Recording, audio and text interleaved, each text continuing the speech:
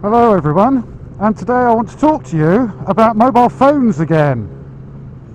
Anyone that's been following my videos will know that I did a video called The Scourge of Mobile Phones a little while ago, where I gave my thoughts about people who drive mobile phones, etc, etc. And the reason why I want to revisit this subject about mobile phones is because on the 1st of March new legislation came into effect, which means that now you can get 6 points on your licence and a £200 fine for using your mobile phone while driving, rather than the old 3 points and £100 fine.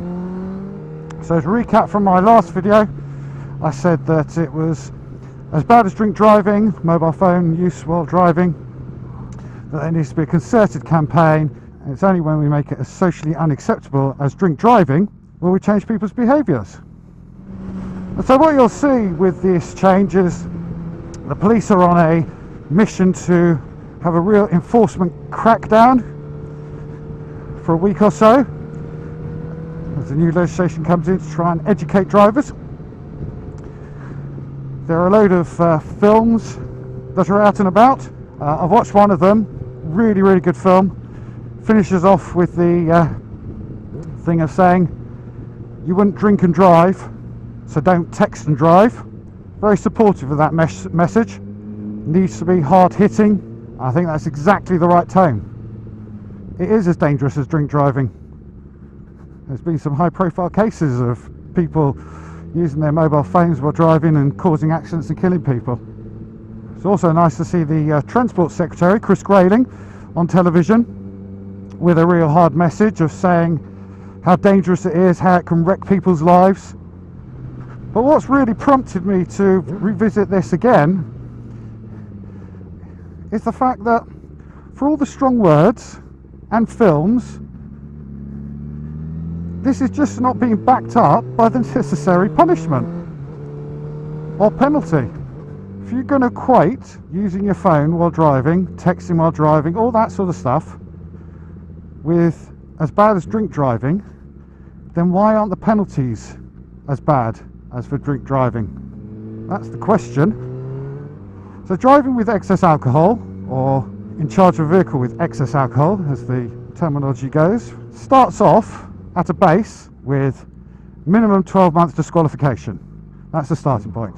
12 months, but could be 16 months. These are the sentencing guidelines. It also says that it should be a level B fine. Now level B fine says your starting point is at 150% of your weekly income, but level B, they're suggesting, depending on the circumstances, between 125 and 175% of your weekly income. So that's drink driving. Big fine. Yeah, it hits people who have more disposable income harder, so there's a real incentive there in terms of the fine and also losing your license.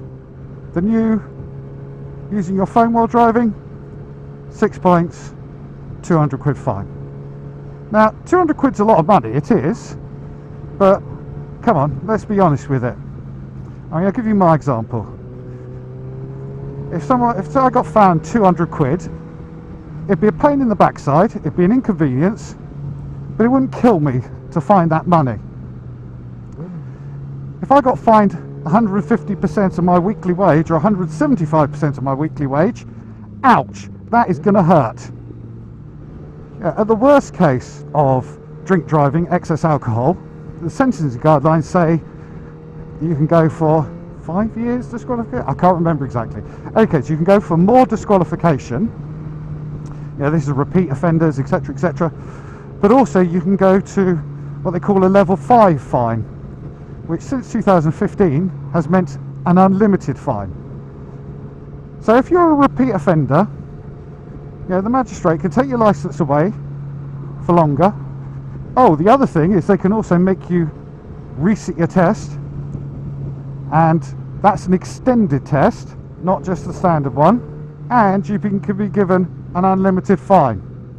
To lose your licence with the new driving and texting rules, you have to, by definition, be a repeat offender. It's just not right. So being the sad person that I am, because this has really irritated me a little bit, don't get me wrong, I really like the fact that it has been upgraded, been seen more as a priority, particularly in political circles. But what cheeses me off, and I think cheeses a lot of people off more generally, is when there's lots of rhetoric and it's not backed up by action or by the proper action. We don't need rhetoric on this issue. So as I said, being kind of sad, I decided to write to the Transport Secretary, to Chris Grayling, and kind of, you know, said to him in that email exactly what I've just kind of said to you. And I also suggested to him that as a matter of urgency he should review this with a mind of increasing the penalty and bringing it more into line, broadly similar or exactly the same as the excess alcohol, the drink driving penalties. So it'd be interesting to see what he replies back and says to me, and if it's interesting, probably worth telling you a little bit more about it when that comes. What I would say though is don't hold your breath. Just emailing the DFT, you get an auto response coming back saying, oh, thank you for your email, we get loads of amount of correspondence, it can take us 20 or 30 days to reply back to you. Really? 20 days to respond to some email correspondence? I think that's pretty poor. So in conclusion, I'm in favour of the change. I'm in favour of the campaign and how seriously they are making driving, texting or using a phone while driving really sort of upping the ante on it. But it does feel a little bit like rhetoric at the moment, and so I don't think that the punishment fits the crime, and that needs to change.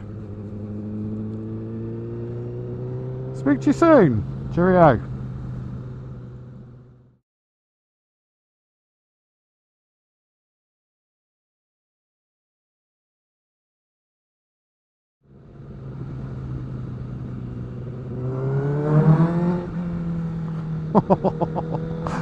That's good.